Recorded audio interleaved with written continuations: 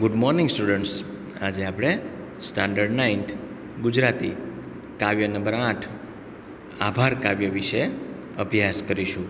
તો વિદ્યાર્થી મિત્રો, અહીંયા આ કાવ્યના કવિ છે નટવરલાલ કુબેરદાસ પંડ્યા, કે જેમનું ઉપનામ છે ઉષ્ણસ, અને આ કાવ્યનો સાહિત્ય પ્રકાર છે સોનેટ.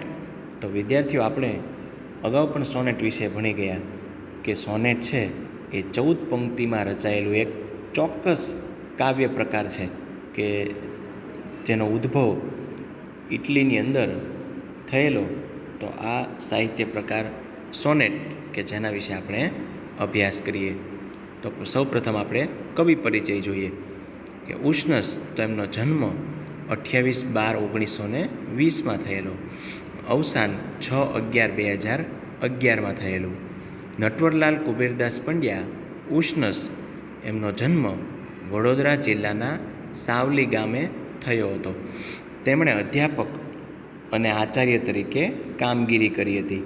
પ્રસૂન, નેપથ્યે, આર્દ્રા, મનોમુદ્રા, તૃણનો ગ્રહ, સ્પંદ અને છંદ, કિંકિણી, ભારત દર્શન, અશ્વત્થ, રૂપના લય, વ્યાકુલ વૈષ્ણવ, પૃથ્વીને પશ્ચિમ ચહેરે અને શિશુલોક તેમના કાવ્ય સંગ્રહો છે. તેમની સમગ્ર કવિતા સમસ્ત કવિતા નામે પ્રગટ થઈ છે. સદમાતાનો ખાંચો તેમની સ્મરણ કથા છે. તેમને રણજીતરામ સુવર્ણચંદ્રક, ગુજરાતી સાહિત્ય અકાદમી અને સાહિત્ય અકાદમી દિલ્હીના પુરસ્કારો પણ એનાયત થયા હતા. તો વિદ્યાર્થીઓ, અહીંયા આભાર એ આ કાવ્યનું શીર્ષક, એનું નામ છે.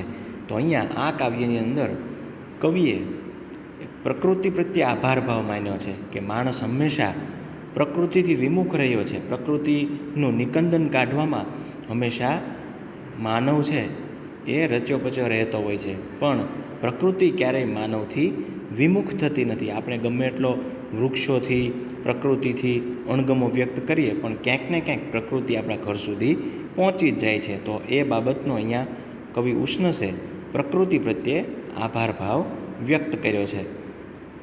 સોનેટ કાવ્ય સ્વરૂપમાં કવિ પોતાની અનુભૂતિ 14 પંક્તિની મર્યાદામાં વ્યક્ત કરતો હોય છે અને અંતિમ 2 પંક્તિઓમાં સમગ્ર કાવ્ય ભાવ વ્યક્ત કરતી અસરકારક ચોટ સિદ્ધ કરતો હોય છે. આ સોનેટમાં કવિએ આધુનિક યંત્રયુગને ચિત્રાત્મક રીતે મૂક્યો છે. માનવ જાતે કુદરતથી મોં ફેરવી લીધું છે, પણ કુદરતે તેનો આદિમ મહિમા ગુમાવ્યો નથી. કવિ પ્રકૃતિ તરફ આભારની લાગણી વ્યક્ત કરે છે. કાવ્યની પ્રથમ પંક્તિમાં જ કવિ લખે છે કે અમે તો આકાશો ભણી પીઠ કરીતી ને ભીત ચણી હતી, છતાં અમારા ઘરની છેક ભીતર હજુ પણ કબૂતરો, ભોલા અને ચકલીઓ આવે છે. રસોડામાં તેમના દ્વારા પડતા તણખલા, તેમની ચીંચી ટહુકા અને ખરેલા પીછાઓથી કવિને ખૂબ સારું લાગે છે. હજુ સારું છે કે ભીતની તરડમાં પૂછ્યા વગર જ ઘાસ ઉગે છે. આમ માણસે ઊભી કરેલી કૃતક, કઠોર ભીતોને તોડીને પણ પ્રકૃતિ તેની પાસે દોડી આવે છે.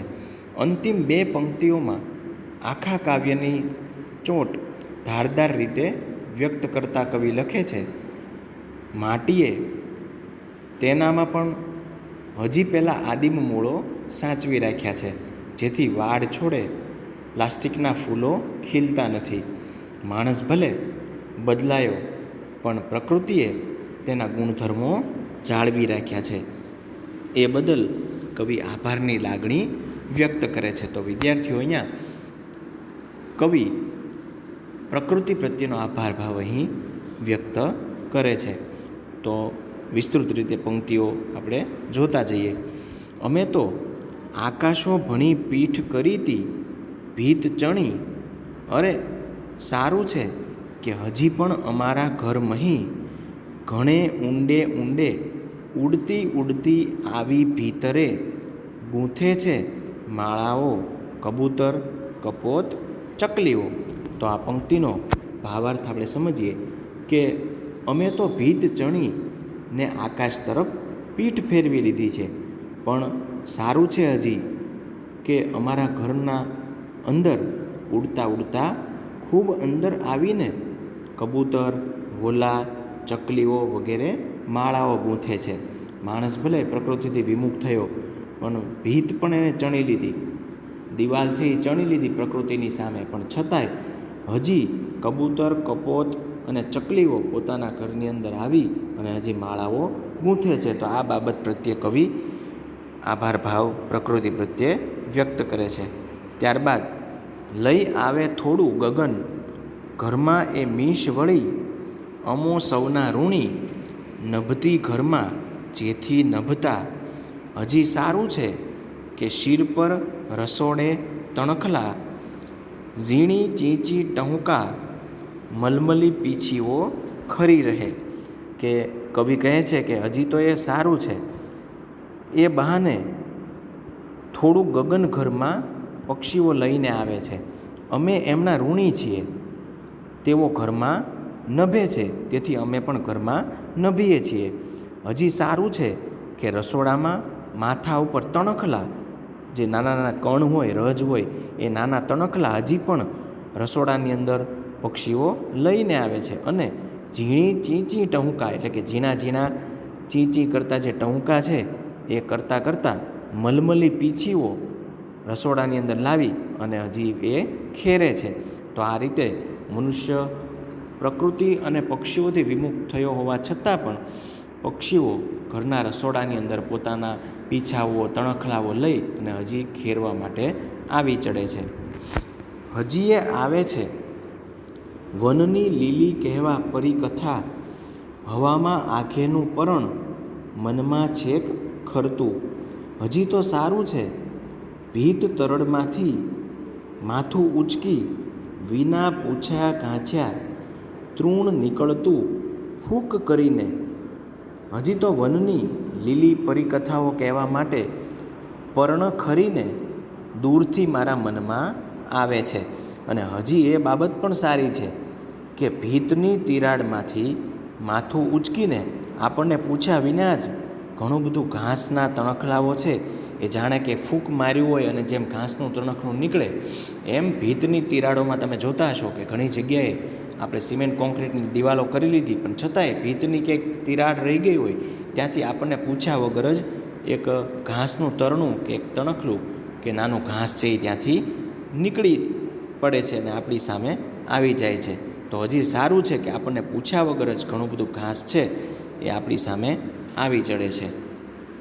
ભલું કે મિટ્ટીમાં હજી વન તણા, આદિમ મૂળો, હજી વાડા છોડે નથી ઉઘડતા પ્લાસ્ટિક ફૂલો.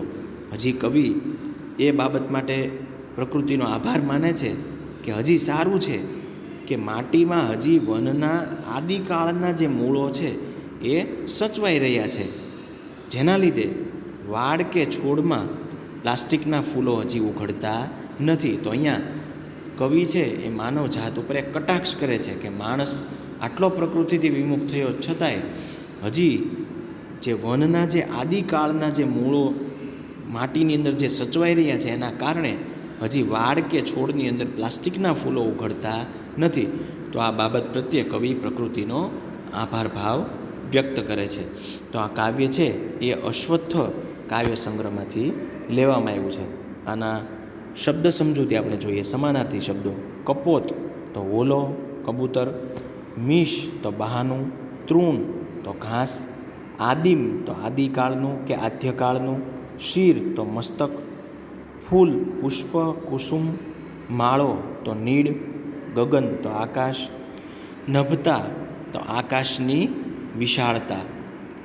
વિરુદ્ધાર્થી શબ્દો: લીલી તો સૂકી; ભીતર તો બહાર. ત્યારબાદ તળપદા શબ્દો જોઈએ. ભણી તો તરફ; પરણ તો પર્ણ કે પાન. ત્યારબાદ સ્વાધ્યાયમાં જે વૈકલ્પિક પ્રશ્નો છે આપણે જોઈએ. પ્રશ્ન પહેલો: નીચે આપેલા વિકલ્પોમાંથી સાચો વિકલ્પ પસંદ કરી ખરાની નિશાની કરો. ઘરમાં થોડું આકાશ લઈને કોણ આવે છે? તો આનો આન્સર આવશે એ, કબૂતર, કપોત અને ચકલી. ત્યારબાદ બીજો પ્રશ્ન કે ભીતની તિરાડમાંથી કોણ બહાર આવે છે? તો એ તૃણ કે ઘાસ એનો સાચો જવાબ આવશે. ત્યારબાદ ત્રીજો પ્રશ્ન, કવિને શું ગમે છે? તો આમાં સી ઓપ્શન છે, માટીમાં વનના આદિમ મૂળો રહેલા છે તે. તો આમાં સાચો જવાબ સી ઓપ્શન આવશે. ત્યારબાદ ચોથો પ્રશ્ન, આભાર કૃતિનો સાહિત્ય પ્રકાર જણાવો. તો આ આભાર જે કૃતિ છે એનો સાહિત્ય પ્રકાર છે સોનેટ. તો આમાં એ ઓપ્શન છે એનો સાચો જવાબ આવશે. તો વિદ્યાર્થીઓ, આ રીતે અહીંયા પ્રકૃતિ પોતાનો મૂળ જે આદિમ જે સ્વભાવ છે એનાથી એ મનુષ્ય જાતથી ક્યારેય વિમુખ થતી નથી. ભલે માણસ ગમે એટલો પ્રકૃતિ પ્રત્યે અણગમો ધરાવે, એને તરછોડે, વૃક્ષનું નિકંદન કાઢે, વૃક્ષને કાપે, પણ છતાંય પ્રકૃતિ છે એ એનો સ્વભાવ ન છોડતા હંમેશા માણસ જાત સાથેનો ક્યારેય સંબંધ કાપતી નથી. તો અહીંયા આપણે આ આભાર કાવ્ય જે આ સોનેટ છે એનું અહીંયા સમાપન કરીએ. અને આ કાવ્યનો સ્વાધ્યાય તમારે તમારી વર્કબુકની અંદર અને શબ્દ સમજૂતી ફેરબુકની અંદર લખવાની છે.